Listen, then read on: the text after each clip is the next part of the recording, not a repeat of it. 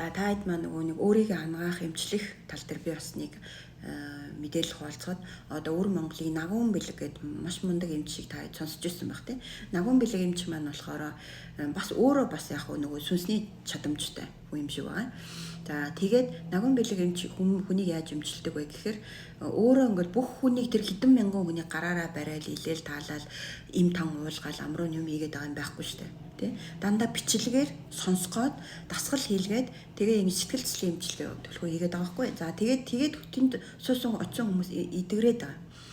Тэгэхээр тэр яагаад идгэрж байна гэхээр хүний өөрийнх нь тэр дотор байгаа тэр маш хүчрхэг тэр өөрийн дотоод хүч буюу дотоод чадамжийг нь ашиглаад өөрийн өөрөөр нь идгэлгэх тэр арга ухааныг зааж өгöd байгаа байхгүй. Тэр замыг тэр одоо дадлуудыг өөрт нь суулгаж өгөө тэр чадвар өөрөө чи юм чадвартай шүү гэдэг юмыг нь хүмүүст хэлж өгöd байгаа боловч яг үнэндээ яг тэр хэдэн мянган хүн дотроос нэрээ би ийм чадамжтай юм байна.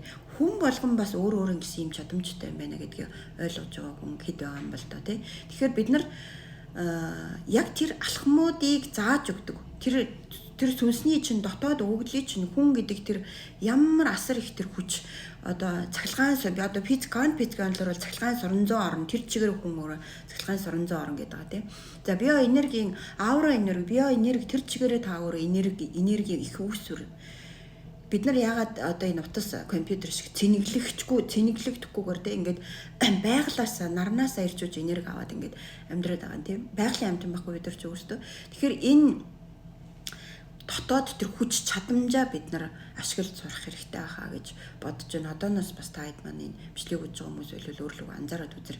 Өөрийгөө анзаарах хамгийн ихний алхам бол нэг амьсгалаа ажиглахаас эхэлдэг, бодлоо хянахаас эхэлдэг шүү дээ. Тэгээд би сургалтаараа болохоор ерөнхийдөө яг энэ тэр гадаа яваад байгаа анхаарлыг чинь өөр дээр нь төвлөрүүлж тий яг энэ өөр дээр жижиг ч гэсэн ингээ алхмууд дээр туршилт хийж үзээд тэгээ ингээд болж ивэл тэ яг энэ миний заасан алхмуудыг яг амьдралдаа юм татал зуршил болгоод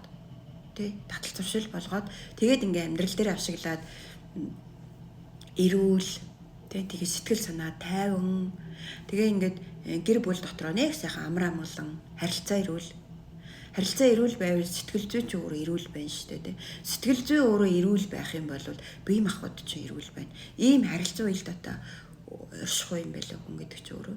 Тэгэхээр бид нар хамгийн түрүүнд бие эмчлэх, эм тан уух, эмч домчид очиж даатгах, эрүүл мэндэд даатгах гэхээсээ илүүтэйгээр энэ бол яг бидний хуучин нийгмийн л юу л да тий сэтгэлгээ. Тэгэхээр тэрнээсээ илүүгээр эхлээд өөрийгөө нэг ажиглаад өөр дээр анхаарал авчираад би яг хэм бэ гэдэг нэг өөртөө танилцаад үзээрэй л гэж хэлэх гээд байхгүй. Тэгээ би хэм бэ гэж сургалт байгаа миний сургалтын дотор. Би хэм бэ гэдэг нь юу гэж байгаа юм би өөрийгөө мэдэхгүй яад ингээл одоо тий яг юм зарим нэг өөртөө ажилтгүй таньдаг хүмүүс бол уралж магадгүй. Гэхдээ би хин юм бэ гэдэг байгаа нь өөртөө танилцгээд байгаа нь ямар учиртай юм бэ гэхээр би гэдэг чинь тий би бүр хамгийн том объемоор нь ярьлаа шүү дээ. Хүн гэдэг чинь ийм маш хүчрхэг ийм тий бодгал юм байна. Тэгээд тэрий чинь засахын тулд бид нар жижиг алхмуудаас эхлэх байхгүй. Шууд засагдахгүй. Жижиг зүйлүүдийг өдөр тутмын амьдралдаа дадлуулж иж бид нар тий эрүүл харилцаатай, эрүүл сэтгэлгээтэй, эрүүл бие махбодтой явах юм аа гэдэг л мессежийг л би сургалтуудаараа дамжуулж өгөх гээд байгаа гол. Тэгээд энийг ингээд системчлээд би сургалт болгоод яг энэ нэм 3 4 одоо тий амьдралын тойрог ер нь бол амьдралын 8 тэглэг гэж байдаг.